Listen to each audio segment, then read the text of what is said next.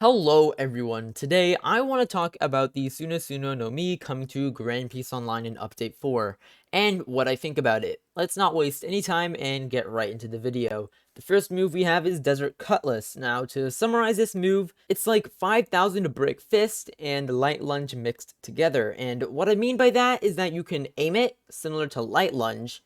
However, it has a range similar to 5,000 Brick Fist and takes less startup time. This move is going to be deadly against players that like to hold block because the charge up time is pretty quick.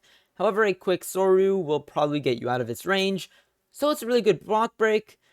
However, I don't think it'll be too busted because the range is pretty small. Next, we have the Desert Cutlass Frenzy. Now, this move is going to be pretty busted, alright? The damage is really good, and it holds the enemy in place for a while. Meaning that if you're playing 2v2s with a teammate that has good chemistry with you, you can deal a lot of damage with this move. It does have about the same range as Desert Cutlass, but it also has about the same startup time as well. To me, it's basically a better Desert Cutlass, and I'm sure it'll also have a longer cooldown because of that. I can also see a lot of people using this move right after Desert Storm, since the opponent still gets hit by it while in Desert Cutlass Frenzy. All in all, it's another excellent move. Third, we have Desert Flight. This move is basically just Mara Flight, but without the jumping into the air first animation, which in my opinion kind of sucks, but it's still a pretty good move, since you can use your moves with Sand Flight, so that's not that bad. Fourth move, we have the Desert Storm. And I think this move is going to be the main damage dealer. And I also believe it'll be pretty good for extending your combos. It deals 20 hits after they get hit by the projectile. That's insane. And it keeps the opponent in for every single one, which means you can use other moves while the opponent is being hit by it. So I'm not going to say this move will carry the Sand Fruit.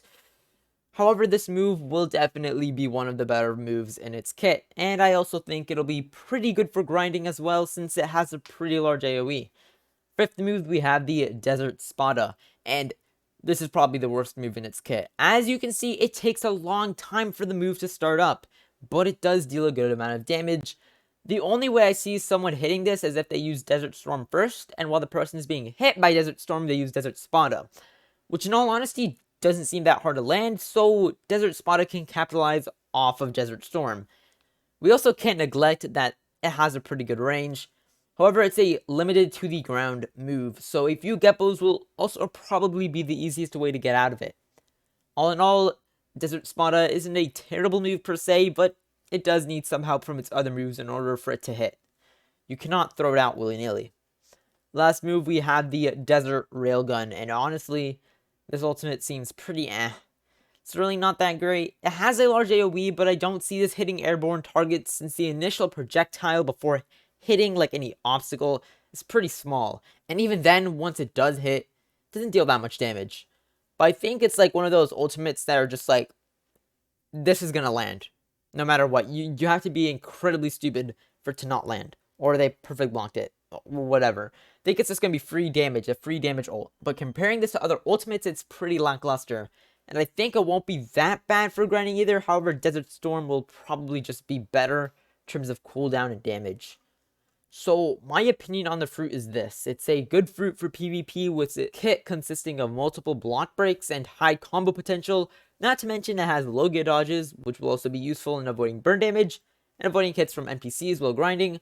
However, concerning the grinding aspect, Desert Storm will probably carry the fruit. Thank you for watching and have a good day.